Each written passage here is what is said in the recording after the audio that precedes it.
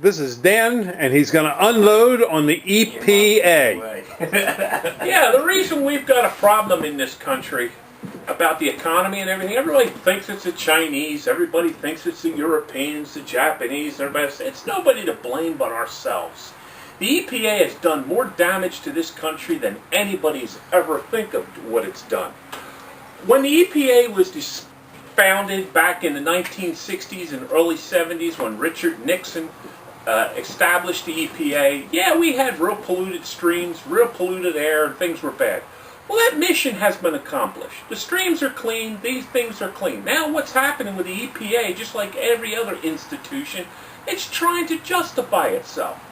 Because it did its main mission, do you think it's going to say, hey guys, job well done? No, they're looking at every little thing. They're looking at fire trucks. They're looking at cars. Next thing you know, you're going to have something on your ass for a fart filter. For God's sakes, these people need to be put out on unemployment.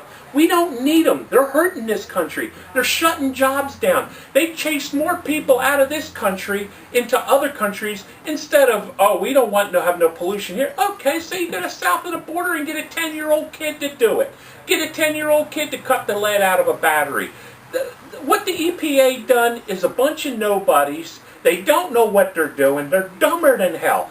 As an American, I'd rather live 15 minutes a free man and die of cancer than live 100 years under EPA's bullshit. You truck drivers out there, I wouldn't drive a truck. It's a sucker's bet. You're out there driving a truck, they're pulling you over for no reason at all. Oh, you got to have this, you got to have this. Now they got this urea in the engines they put in there. They're destroying the engines. Look what it's done to lawnmower engines.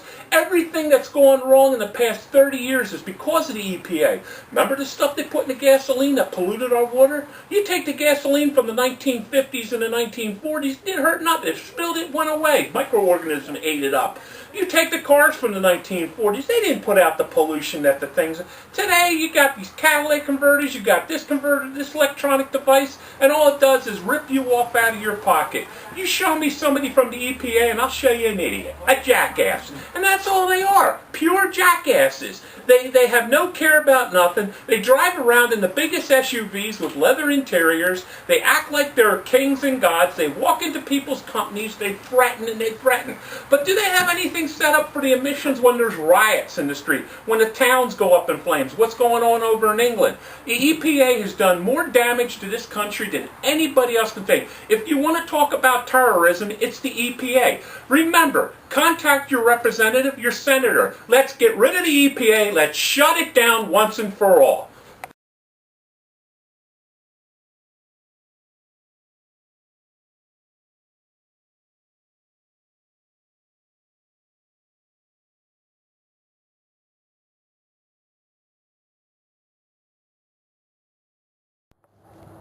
I'm Bill Hurst, and this is Marge, my wife. We're here at Highland Hill Farm on Route 313 in Fountainville, PA.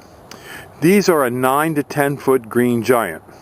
The green giant is a very fast growing tree. It can grow upwards to 3 feet a year. And as you can see, it's measuring to 9 foot to the end of the main body of the tree, and the little tail that goes up we don't really count. These trees can be planted from 6 to 8 feet apart in straight rows or staggered rows. We do deliver and plant them up and down the East Coast, and they're great for windbreaks, screens, and buffers.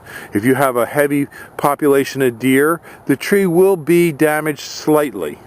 What you might have to do if you have a lot of deer, you may have to spray it with some deer away. But generally speaking, if you have a minor deer population, like a deer every week or every other week walking through your yard, this tree will not be bothered. If you have a minor deer population, even the emerald greens can be eaten alive.